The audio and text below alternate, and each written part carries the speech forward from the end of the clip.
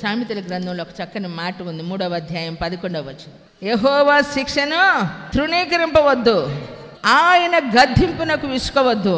తండ్రి తనకిష్టుడైన కుమారుని గద్దించు రీతిగా యెహోవా తాను ప్రేమించు వారిని గద్దించును. కొట్టు చాపర్లే గట్టిగా. కృపలో శిక్ష ఉందా? ఎస్ఆర్ను. కృపలో శిక్ష ఉందా? ఉందా? మంచిది. కృపలో శిక్ష లేదు. కృప శిక్షను ఏం చేస్తుంది? కొట్టేస్తూ ఉంది. దేవునికి మహిమ కలుగును గాక. ఈ పరిచర్యలో కొందరు ప్రేమించబడిన వారు ఉన్నారు, కొందరు కృపలో ఉన్నవారు ఉన్నారు. కనుక సంఘంలో ఉన్నవారు కూడా నేను అంటూ ఉంటాను, ఏమండి, మనము ప్రేమించబడిన వారు.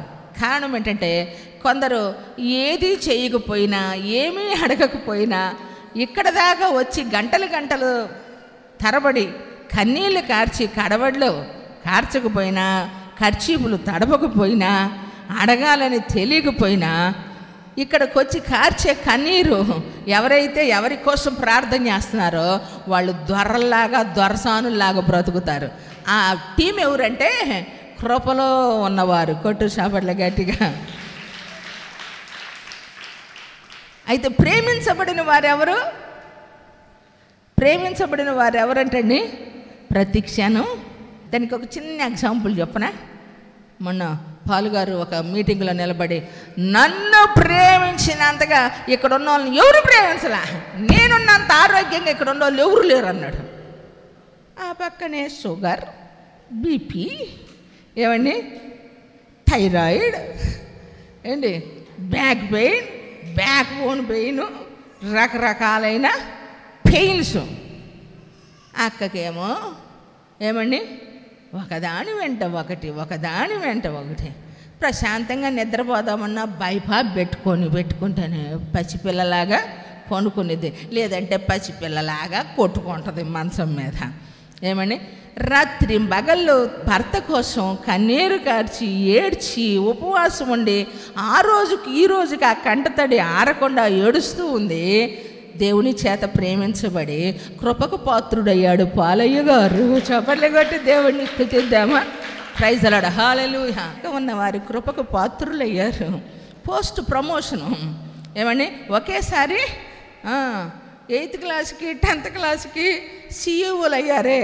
ఆ సిఈఓ లిస్టులో వెనక ఉన్నవారు ఉన్నారు. మనమేమో క్రమక్రమంగా స్టాండర్డ్ కోసం 1వ తరగతి 2 సంవత్సరాలు, 2వ తరగతి 4 సంవత్సరాలు ఇలా చదువుతూ శిక్షణ చేయబడుతూ సాధన చేయబడుచు ప్రేమించబడిన వారము, కృపకు పాత్రులైన వారు కొందరు అలా మీలో కూడా ఉన్నారు. వారు అందుకే అంటారు, నువ్వు దేవుణ్ణి నమ్ముకున్నావే, నువ్వు వెళ్తున్నావు చర్చికి, నీకు అన్నీ రాగాలే, నేను ఎక్కడికి వెళ్ళకపోయినా సూటి దర్జాగా ఉన్నా అంటాడు. ఆ దర్జా లైఫ్ యాడ్ నుంచి వచ్చింది అంటాను నేను.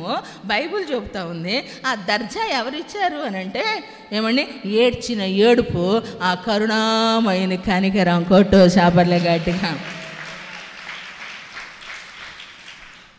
అందుకే నేను ఎప్పుడూ చెప్తూ ఉంటా, ఏమండి కారణం ఏంటంటే కృప ఒకరిని ఏం చేసిందండి, ఒకరు వెళ్ళిపోయారు, మరొకరిని ఆ కృప ఏమైందండి ఆవరించిందనమాట. ఒక దైవజనుడు అన్నాడు జోసెఫ్ పాస్టర్ గారిని, ఏమని అడగండి చెబుతాను.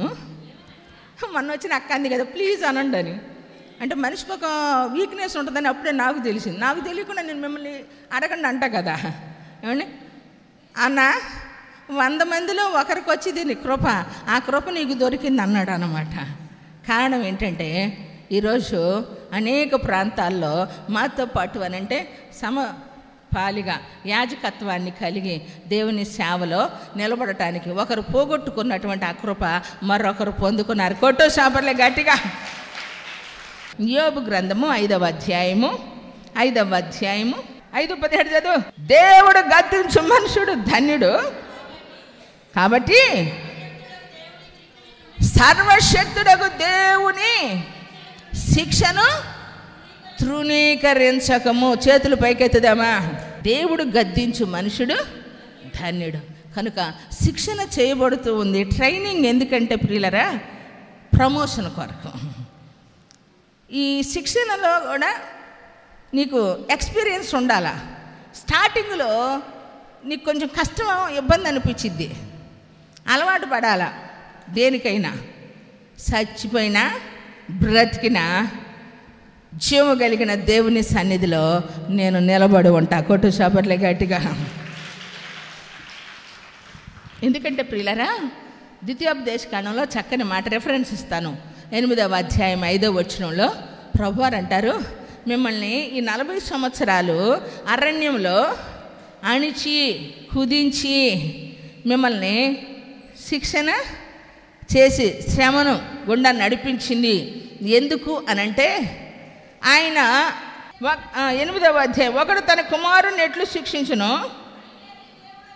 అట్లే నీ దేవుడైన యెహోవా శిక్షించువాడని నీవు తెలుసుకొని ఆయన మార్గములలో నడుచుకున్నట్లు ఆయనకు భయపడినట్లును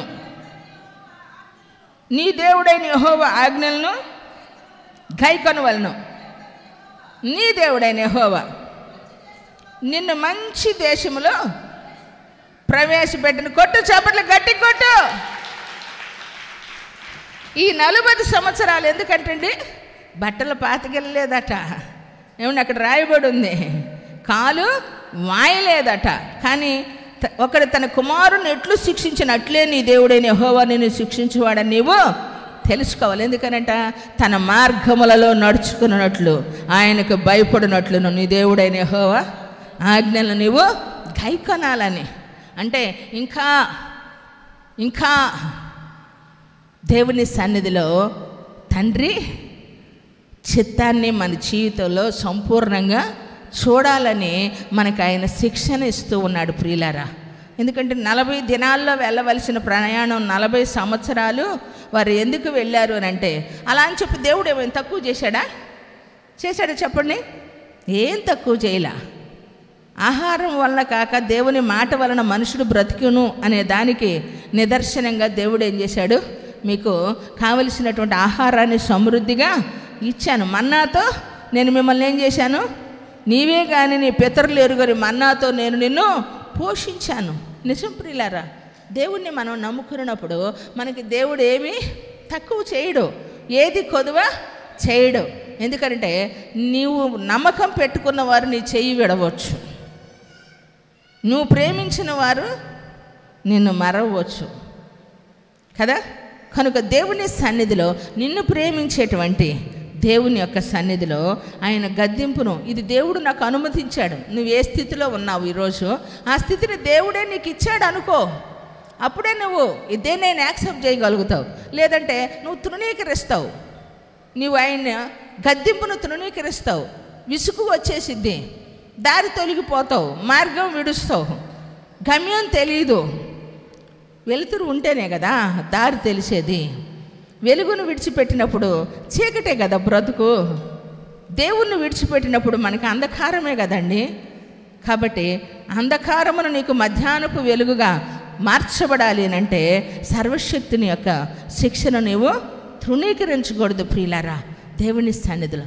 ఎందుకంటే ఒకరోజు భక్తుడు అనుకున్నాడట, లోకంలో ఉన్నవారు దర్జాగా బ్రతుకుతున్నారు, లోకంలో ఉన్న వాళ్ళు ఆరోగ్యంగా ఉన్నారు, లోకంలో ఉన్నవారు అభివృద్ధి చెందుతున్నారు, బిల్డింగుల మీద బిల్డింగులు, ఫ్లాట్ల మీద ఫ్లాట్లు, బంగారాల మీద బంగారాలు, కార్ల మీద కార్లు, ఏదనుకుంటే వాళ్ళు అది చేస్తున్నారు. ఇదేంట్రా బాబు మన బ్రతుకు, తిండికే తక్కువైంది, ఏమని బట్టకి తక్కువైంది, ఉండటానికి తక్కువైంది, సరిగా సంతోషంగా పిల్లల్ని నేను సమృద్ధిగా చూసుకోలేకపోతున్నాను, ఇదేం జగతిలో జీవితం రా బాబు అన్నట్టుగా బాధపడిపోతా ఒకసారట దేవుని సన్నిధిలోనికి వెళ్ళి దీన్ని గూర్చి మనసును పెట్టాలని భక్తుడు 73వ కీర్తన గ్రంథంలో నేను కూడా పెట్టానండి. ఒకప్పుడు నా దేవుడు నాతో మాట్లాడినాకే నా మనసు కుదుటపడింది. ఈ అధ్యాయాన్ని మీ అందరి అనుభవంలో కూడా సాధన చేయాలా. ఎప్పుడైతే దీని అనుభవం నీకు తెలిసిద్దో నీవు ఆఖరి క్షణం వరకు నా దేవునినే అంబడేస్తావు. దేవునికి మహిమ కలుగును గాక. 14వ వచనం, దినమంతయు నాకు బాధ కలుగుచున్నది, ప్రతి ఉదయమున నాకు శిక్ష వచ్చుచున్నది. ఇలాగ ముచ్చటింతునని నేను అనుకుని ఎడల నేను నీ కుమారుల వంశమును మోసపుచ్చునని వాడనగుదును. అయినను దీనిని తెలుసుకొని వాళ్ళని ఆలోచించినప్పుడు నేను దేవుని పరిశుద్ధ స్థలములోనికి పోయి వారి అంతమును గూర్చి ధ్యానించు వరకు ఆ సంగతి నాకు ఆయాసకరముగా ఉండను. కొట్టు కొట్టు కొట్టు.